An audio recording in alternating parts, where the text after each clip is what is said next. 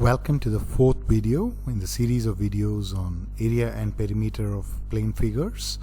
In this video we're going to look into quadrilateral, and the word quadrilateral is derived from two Latin words. Quadri is four and latus is side, so this implies this is a four-sided figure. So that's quadrilateral. So the first quadrilateral is a trapezium. So a trapezium has two parallel sides, and those parallel sides are these, AB and AB parallel to BC, and you draw the diagonal and the height from the other two vertex, right? So from here to here, that's height h1, and from B to the diagonal, which is a height h2. So those are h1 and h2. Then area of trapezium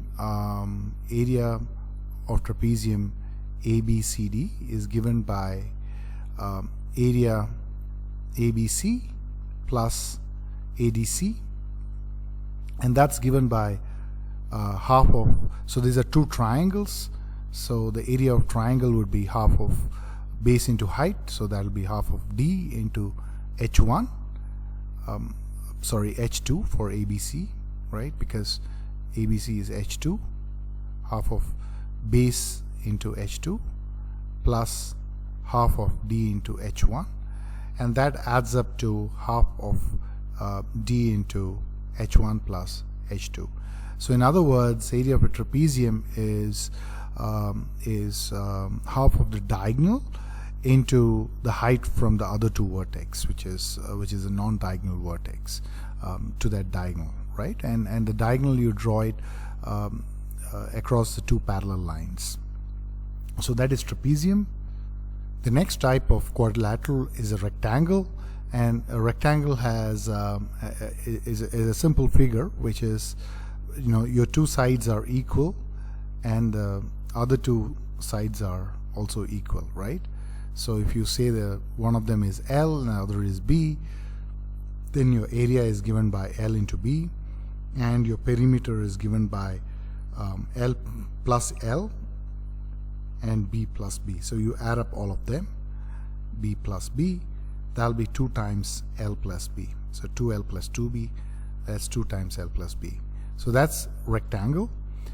And if all the sides of the rectangle are equal, then we call that a square. So here is a square with both sides equal. The diagonal of the square would be given by the Pythagoras theorem, which is root of a squared plus a squared, and that'll be equal to root 2a.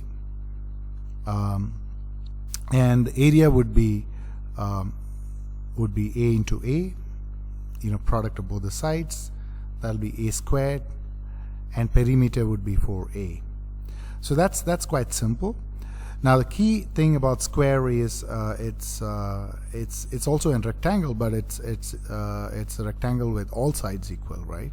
So all squares are also rectangle in that way, but the key is that you have 90-degree sides, angles for all the four corners. Now if the angle is not 90 degrees, we come upon a figure called rhombus, and next we look into the rhombus. A good way of thinking about rhombus is you have two symmetric mirrored right angle triangles. So these triangles are exactly the same, but they are just mirrored, right? So you add up these two triangles, and let's do that. Let's add both these triangles, and these are right angle triangle, as you can see. So you add them up. Once you add them up, then let's copy this and let us join them, and let's make a copy of this, and let's rotate this in exactly by 180 degrees, and so we know now that these two triangles are exactly the same. Now let's put them together, right? So this is let's put exactly, let's snap it. Yep. So this is rhombus. Oh, they are not exactly aligned, so let me align them exactly. Yep. So this is rhombus. So let's look at the area of rhombus. So let's assume this the triangle where we started off with. Let us say this length is diagonal, this is diagonal 1 by 2, and this side is diagonal 2 by 2. So this is also diagonal 2 by 2, since both these were same triangles, symmetric triangles, and this one also is d1 by 2, since we copied the same triangle in the top. Let's name them A, B, C, and we mirrored that by A dash, right? We inverted and mirrored that ABC with A dash, let's say B dash, C dash. I mean, that second triangle just coincided with the top triangle, right? Now let's look at area of, and let the center be O, where it's all meeting, right? And the other property that we know by the way we construct it is that these are all 90 degrees. And the other thing, of course, the speciality of rhombus is all sides are equal, right? I mean, just the fact that we mirrored from AOB and constructed everything else, so all sides are same. All right, so let's talk about area of rhombus would be equal to 4 times area of triangle AOB. And the reason that's the case is, you saw it the way we constructed this whole rhombus, right? And the 4 times area of triangle AOB is half of base into height. So base would be d1 by 2, d2 by 2 into d1 by 2. Or in other words, this is half of d1, d2. Where d1 and d2 are both the diagonals, right? d1 and d2 are diagonals. So that's area of the rhombus, and you can of course find the perimeter of the rhombus as well. Now the perimeter of rhombus will be equal to 4 times the diagonal AB.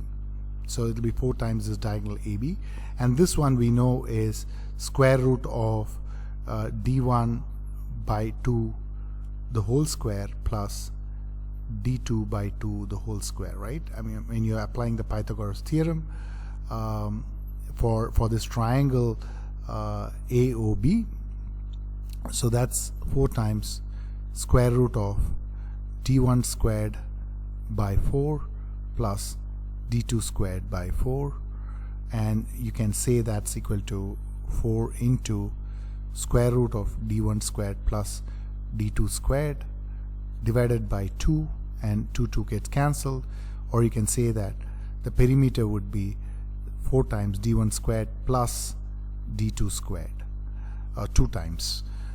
So that's what you will get if you add all the sides of the rhombus. Let's see one more form of trapezium. Let's assume that you're given both the sides, length of the sides, let's say A and B, and you're given the height between the parallel sides. Then your area will become area of the trapezium would be area of the triangle ABD plus area of the triangle BDC. And let's look at area of triangle ABD. ABD would be half of this base into height, so this would be half of base into height, plus area of triangle BDC would be let's draw the perpendicular, and this height would be same as this height, h, so it'll be half of A into h plus half of A into h, and that'll amount to half of A plus B into h. So that would be the area if you know the length of the parallel sides and the height, and if you know the length of diagonal and the height of the vertex to the diagonal, then it would be, the area would be half of the diagonal into h1 plus h2 as we did previously. So that sums up all the different types of quadrilateral and the area for them. I hope you enjoyed this video. See you in the next one where we'll do some examples. See you then. Ciao. Bye.